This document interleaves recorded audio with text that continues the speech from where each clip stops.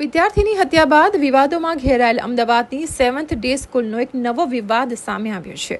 રક્ષાબંધનના અવસર પર કેટલાક વિદ્યાર્થીઓએ હાથમાં રાખડી બાંધી હતી, જેને કાઢી નાખવા શિક્ષકે કહ્યું હોવાનો આક્ષેપ થયો છે। આ ઘટનાથી વાલીઓમાં ભારે નારાજગી જોવા મળી છે। સોશિયલ મીડિયા પર એક વાલીનો વિડીયો વાયરલ થયો છે, જેમાં તેમણે શિક્ષકના વર્તન પર સવાલ ઉઠાવ્યા છે। વિડીયોમાં વાલીએ જણાવ્યું કે ભણતર ગણતર પર ધ્યાન આપવું જોઈએ અને દરેક ધર્મનું સન્માન કરવું જરૂરી છે। આ ઘટના સામે આવતા ફરી એકવાર શાળાના સંચાલન પર ચર્ચા શરૂ થઈ છે અને શિક્ષકના વર્તન પર સવાલો ઊભા થયા છે। મારી દીકરી આ જ સ્કૂલમાં ધોરણ 9માં અભ્યાસ કરી રહી છે। ગત રક્ષાબંધનના પવિત્ર તહેવાર નિમિત્તે એમના હાથમાં રાખડી રક્ષા પોટલી હતી।